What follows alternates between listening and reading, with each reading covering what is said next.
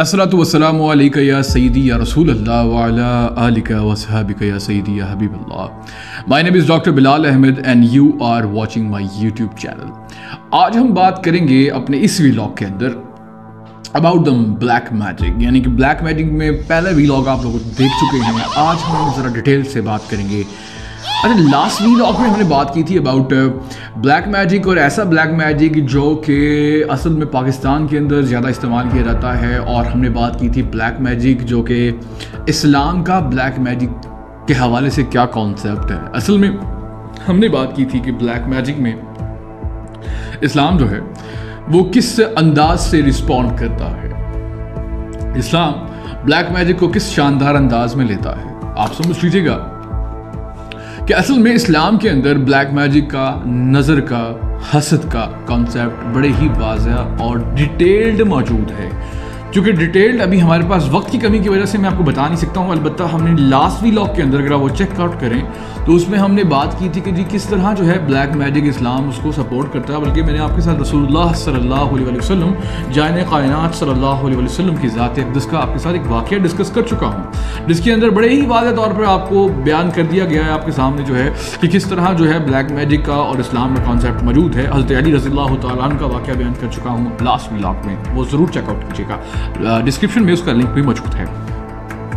आज हम आगे बात करेंगे कि यूरोपियन कंट्रीज़ के अंदर, अमेरिकन कंट्रीज़ के अंदर किस तरह ब्लैक मैजिक जो है लोग इस्तेमाल करते हैं, ब्लैक मैजिक का वहाँ पर कॉन्सेप्ट क्या है। और वहाँ सिर्फ यही नहीं कि वहाँ पर ज्यूज़, इल्यूमिनाटीज़, फ्रीमेसन्स, ये ऐसे लोग हैं जहाँ पर शैतान की बाकायदा पूजा की जाती है। और ना सिर्फ पूजा की जाती है बल्कि ऐसी ऐसी महाफिल लगती हैं जहाँ पर शैतान को एज खुदा के तौर पर, एज अ गॉड के तौर पर माना जाता है। मैं आपके साथ जो है एक ग्रीक मिथोलॉजी आपके साथ डिस्कस करूँगा, जिसमें ग्रीक मिथोलॉजी में 7 गॉड्स का कॉन्सेप्ट है। यानी ज़्यूस जिसके बारे में कहा गया, ज़्यूस है, थेराइसिस है, यानी ये सारे वो गॉड्स हैं। 7 गॉड्स ये वो गॉड्स हैं जिनके बारे में कहा गया कि जी ये वो खुदा थे जो कि दुनिया के अंदर हुकूमत करते हैं। बाज़ को समुद्र का खुदा कहा गया, बाज़ को बिजली का खुदा कहा गया, बाज़ को जो है हवाओं का खुदा कहा गया, बाज़ को जो है वो सूरज का खुदा कहा गया। यानी कि ऐसे ऐसे रोशनी के खुदा, मतलब ऐसे ऐसे खुदा बने हुए थे कि जो खुदा जो है बाद में मिथोलॉजी जो आने वाले लोग थे, जो पास्टर्स थे, जो क्रिश्चियनिटी के अंदर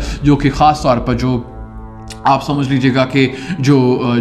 लोग हैं, जो क्रिश्चियनिटी के जो फ़िरके हैं, 127 फ़िरके क्रिश्चियनिटी में मौजूद हैं, वो उन फ़िरकों ने जो है उनको कहा गया कि जी ग्रीक्स जिनकी बात करते हैं वो असल में जादूगर थे, दे आर मैजिशियंस। अच्छा, ग्रीक मिथोलॉजी बड़ी मज़ेदार है। अगर आप मिथोलॉजी को पढ़ते हैं, ग्रीक मिथोलॉजी, उसमें आप लोग पढ़ेंगे कि किस तरह जो है ये जो डैमी गॉड्स हैं, किस तरह जो है ये जो डैमी गॉड का कॉन्सेप्ट बड़ा इंपॉर्टेंट है। यानी कि आप समझ लीजिए कि उनका ये कॉन्सेप्ट था कि बेसिकली जो है वो दूसरे जो है वो आसमानों से ये जो गॉड्स से ये ज़मीन पे आते थे, इंसानों के साथ जो है वो औरतों के साथ वो जमा करते थे, और उनसे जो बच्चा पैदा होता था वो असल में जो है डेमी गॉड कहा गया उसको। डेमी गॉड का कॉन्सेप्ट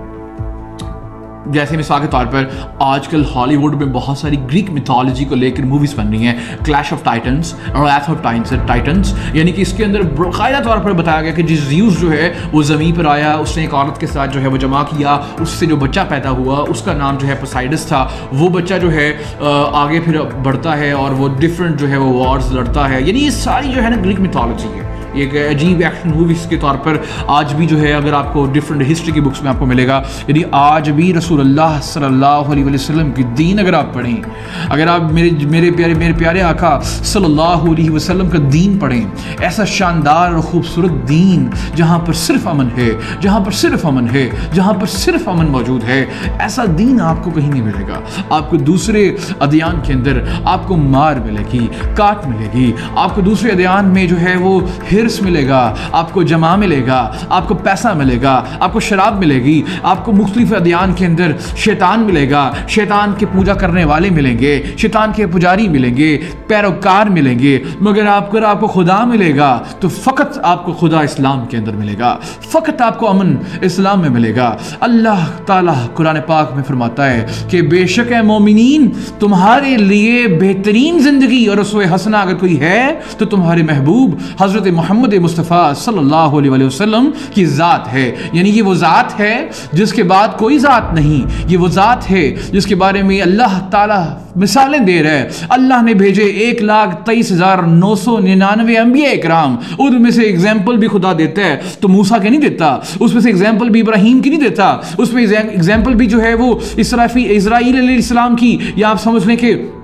داؤد علیہ السلام کی نہیں دیتا۔ یعنی اگزامپل بھی وہاں پہ آتی ہے تو مومنین کے لیے آتی ہے کہ اے مومنین تمہارے اندر تمہارے محبوب موجود ہیں، یعنی تمہارے اندر تمہارے محمد مصطفیٰ جانے کون و مکان صلی اللہ علیہ وآلہ وسلم موجود ہیں، تمہارے لیے بہترین اگزامپل، تمہارے لیے بہترین زندگی گزارنے کا طرز عمل اگر کوئی ہے تو محمد مصطفیٰ جانے کون و مکان صلی اللہ علیہ وسلم کی ذات اقدس ہے۔ تو معلوم ہوا کہ اگر آپ ان دادیان کو دیکھیں، ان میں آپ کو حرص بھی ملے گا، تمامی ملے گی، دولت بھی ملے گی، عورتوں کی جہل پہل بھی ملے گی، ہر چیز آپ کو ملے گی۔ اگر کچھ نہیں ملے گا تو امن نہیں ملے گا، سکون اویلیبل نہیں ہوگا آپ کے سامنے۔ اگر کچھ چیز آپ کو نہیں ملے گی تو آپ کے سمجھ دل کا سکون اویلیبل نہیں ہوگا۔ اللہ تعالیٰ قرآن پاک میں فرماتا ہے بے شک دلوں کا سکون تو اللہ کے ذکر میں ہے، بے شک دلوں کا سکون تو اللہ کے ذکر میں ہے۔ معلوم ہوا بلیک میجک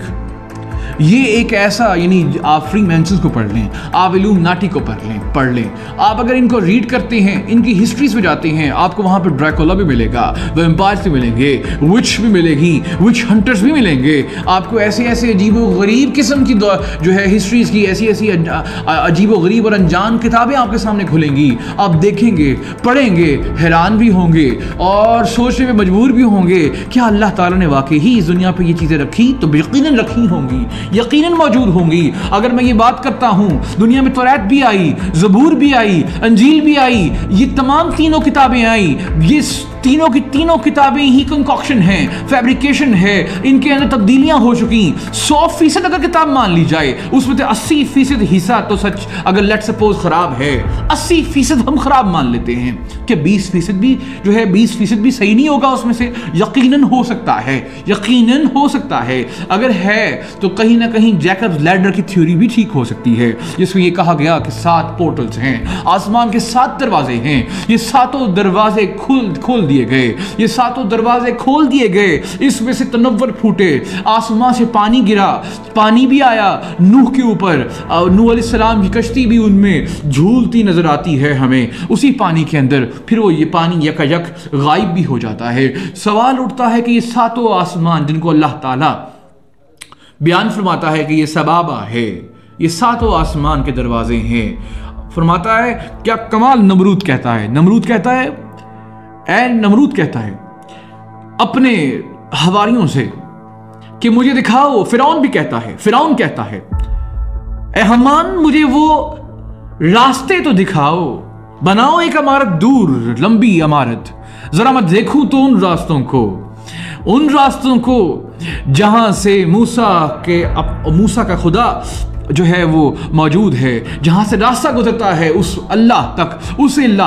میں بھی تو دیکھوں وہ راستہ، مجھے معلوم ہے موسیٰ جھوٹ بولتا ہے مگر میں دیکھتا ہوں۔ پھر آپ کے سامنے بہت سارے ایسے واقعات قرآن پاک میں موجود ہیں، بہت ساری ایسی احادیث موجود ہیں۔ بیسیکلی ہمارے پاس الٹیمیٹ سورس اگر کوئی ہے جس کو ہم ٹروتھ مان لیتے ہیں، سچ کے اوپر مبنی مانتے ہیں، یا تو ہمارے پاس قرآن پاک جیسی کتاب ہے یا احادیث پاک ہے، ہم دونوں کو سامنے رکھتے ہیں، پھر فیصلہ کرتے ہیں کہ آیا کیا سچ ہے اور کیا جھوٹ ہے۔ انشاءاللہ نیکسٹ لیکچر کے اندر، نیکسٹ ٹاپک کے اندر ہم بات کریں گے کہ بلیک میجک الومناٹیز نے کس طرح دنیا میں عام کیا۔ آپ کا بہت شکریہ ویڈیو دیکھنے کا، چینل کو سبسکرائب، ویڈیو کو لائک ضرور کیجیے گا۔ السلام علیکم۔